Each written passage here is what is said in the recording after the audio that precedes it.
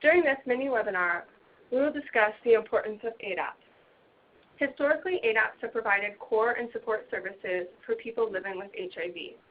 By treating a whole person who is living with HIV, we have seen improved health outcomes, and specifically for those enrolled in ADAP. We have seen higher viral suppression rates with people living with HIV on ADAP compared to people living with HIV not enrolled in ADAP.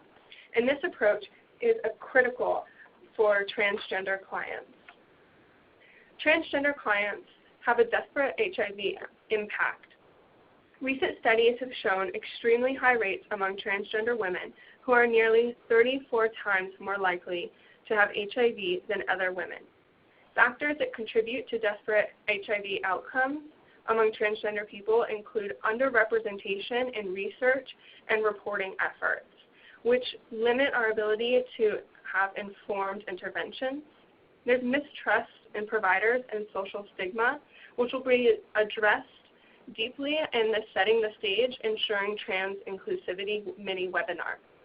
Also, there are insurance barriers, whether they be financial or for administrative reasons, and risk behaviors associated.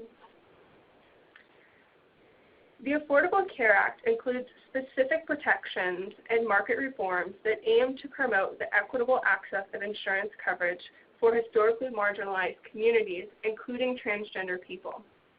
Despite these protections, some states do not have explicit policies ensuring equal coverage in private insurance or Medicaid.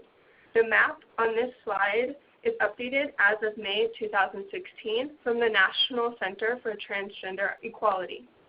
As you can see on the slide, the blue states, the dark blue states I should say, include protections that ban exclusions for transgender people for both private insurance and Medicaid coverage. The light blue states provide some restrictions, and they either provide bans on exclusions for transgender people for private insurance or Medicaid coverage, while all other states, shaded in gray, do not have specific protections for transgender people for private insurance or Medicaid. Now, ADAPs across the nation hold the key to better, more equitable health outcomes for transgender people living with HIV.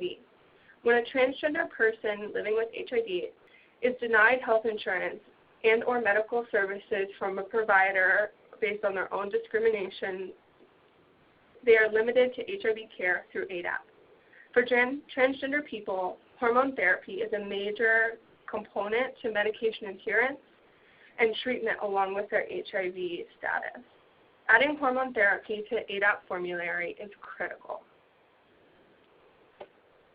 When adding hormone therapy to the formulary, there are a few considerations for treatment options. Anti-androgens may be used for any transgender person in combination with the correct hormone for their gender identity. Feminizing drugs may be taken by transgender women, while masculinizing drugs may be taken by transgender men. Some states have already incorporated hormone therapy on their ADAP formulary. As you can see from this map, the red states are states that unfortunately have not added hormone therapy to their formulary. The blue states that are shaded in solid blue provide sex hormone therapy, while the states in blue with black lines provide sex hormone therapy in combination or cross-sex hormone therapy as a part of gender transition. As we move forward, it is important to take these into consideration to allow for a trans-inclusive and personalized approach to hormone therapy and HIV treatment.